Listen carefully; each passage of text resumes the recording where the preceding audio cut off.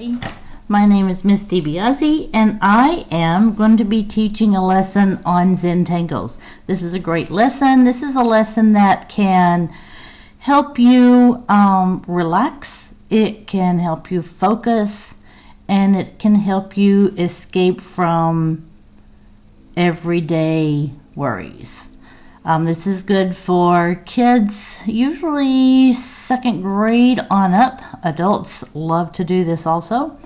It won't be too hard. There are parts of it that you will find very easy. There are parts of it that you will find difficult. And then there may be some of you all that find the whole thing confusing. I'm hoping that you will push through and still try to do it as best you can. The more you do them, the better you get. Anyways, this lesson is entitled Zentangles. First, I got a plain sheet of paper and I folded it in half,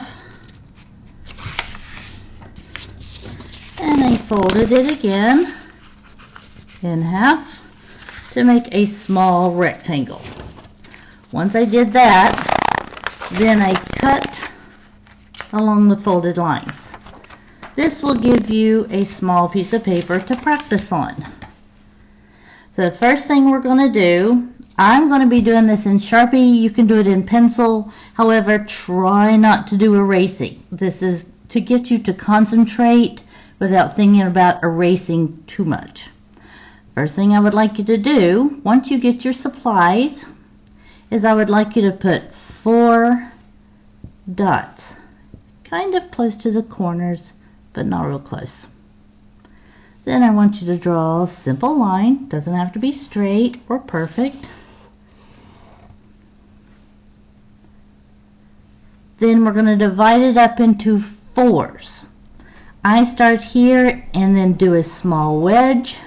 When I come to a line, I stop. This is real important with Zentangle. Whenever you come to a line, don't try to squeeze it in or go through it. Just stop. Then I'm going to go to the other side, and then I'm going to go down to the bottom. You can see it's not perfect. I can position my paper any way I want to. Again, it doesn't have to look exactly like mine. First tangle we're going to do is what I like to call orbs. These are different size circles, but they're all touching. So the first thing you want to make sure is that you are doing different sizes. If they become the same, start to change them up. And you're going to fill in all the little nooks and crannies. Normally when you're doing this, there's not a lot of talking. So I will try to keep it to a minimum.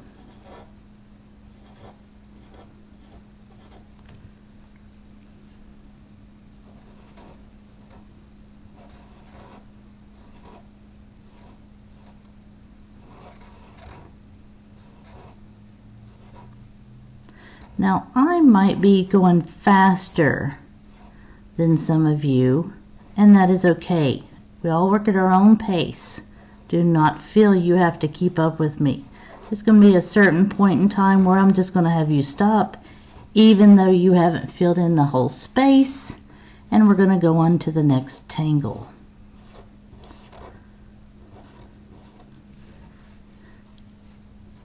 Because you can always finish this on your own. Alright, I'm going to ask you to stop and watch for the next tangle. On the next tangle, it's going to be called the lightning bolt. And it's going to start simple, and then it's going to continue all in the same space. And I'm going to work in this area here. I have tangles for these 2 spaces that really we need a lot more room in it. On this one, what I'm going to do is I'm going to do the capital N. It can be straight, it can be crooked. Leave that up to you. Then I'm going to extend it up to the line and stop. Now, before you continue, watch what happens when I'm filling in this tangle. I'm going to go down parallel, back up, and down. Now I'm going to go down. Notice I can't go back up. I've come to a line, I had to stop. Now I'm going to do the same thing over there. Can't start over here. It's not going to work out. You always have to start at this line and go parallel. Can you say parallel?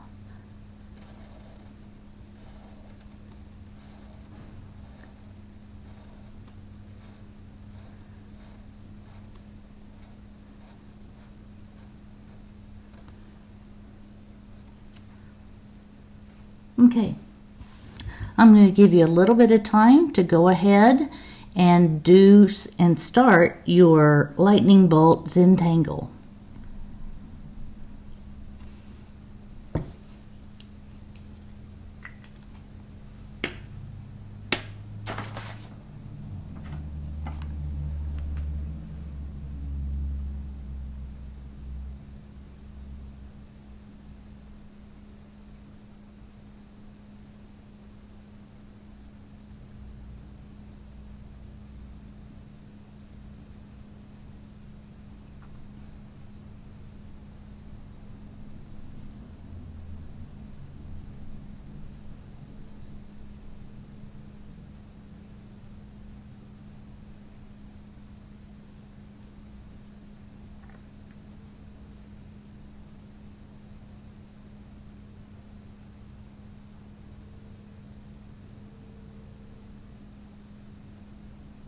Let me try a little bit of music while you're finishing this up.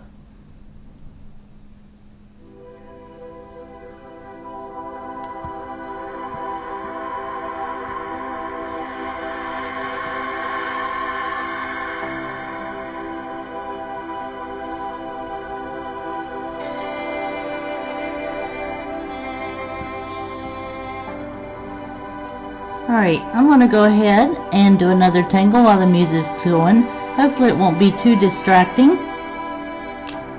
The next tangle we're going to do is called, I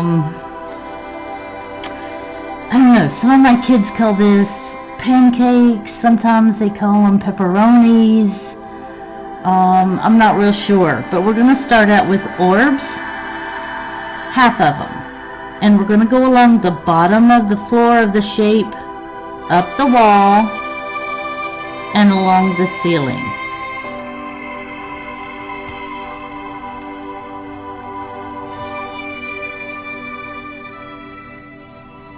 Alright. So first I'm going to do half of a moon shape and stop. I'm going to give it a little space. Another half moon, stop. Another half moon, stop. Try not to do more than 4 or 5 on that bottom line. Then I'm going to go up the wall. 1, 2. I can't really get any more there. I'm going to go along the ceiling. 1, 2, 3, and 4. Kind of close there, but that's alright. Alright, so I'm going to color in my very first one. It's really important that you start with this first one every time. So this is a good example of where you're going to run into a line and you're going to have to stop. Right here, I'm going to draw it up and stop. But I'm going to see where I can do a echo line or another parallel line around it. Then I'm going to go to the second one, and the third,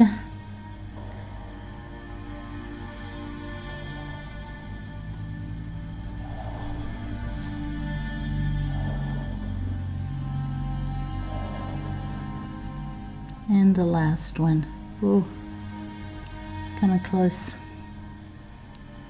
I normally would do this with a thin Sharpie marker, but for some reason I can't find any, so I'm having to do with what I found at my house. Start with the first one, second, third, fourth, fifth. Kind of made a little mistake there. It's okay. I'm starting up here.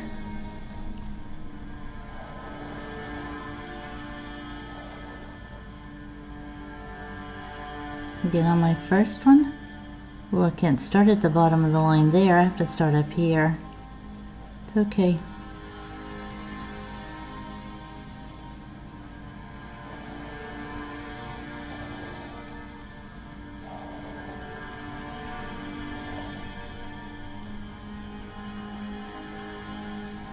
Okay, I can't start at my first one, but I can start part at the second one.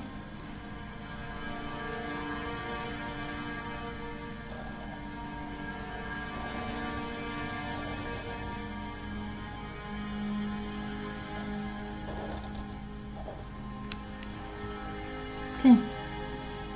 Once you finish with it, then you can go and color in your moon shapes, half moon shapes.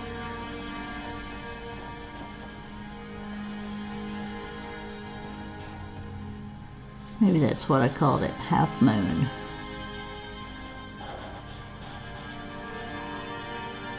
It's easier for me to color it in with the Sharpie than you will with the pencils, so don't worry about that.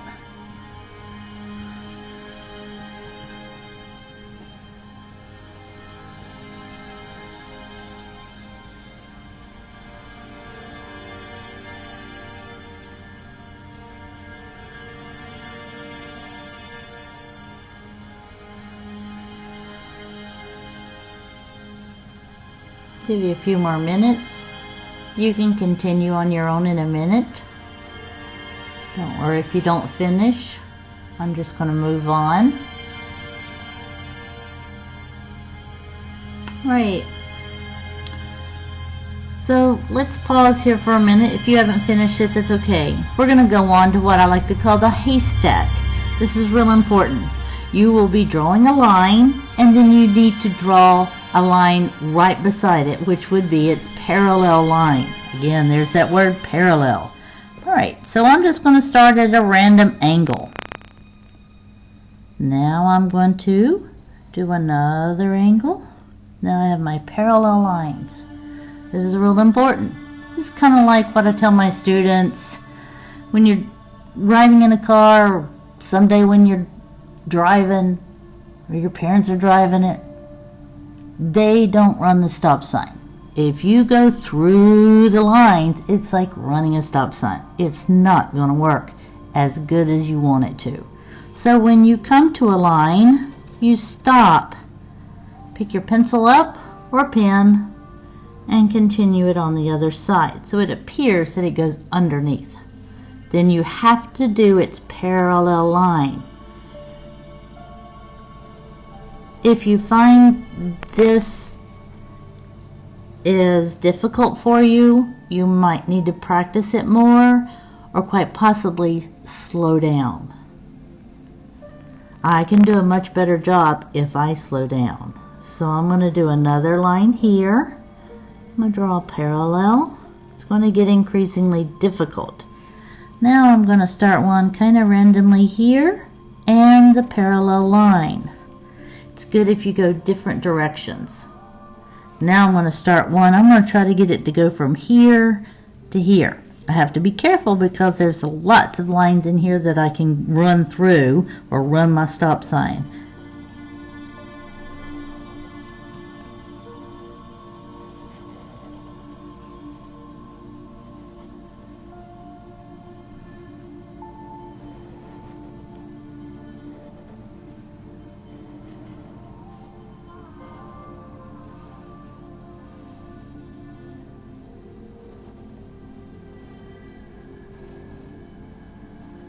Remember, you don't have to do it exactly like me, but you do need to stop at the lines, and you do need to put its parallel line. That you do have to do, but it does not have to look like mine.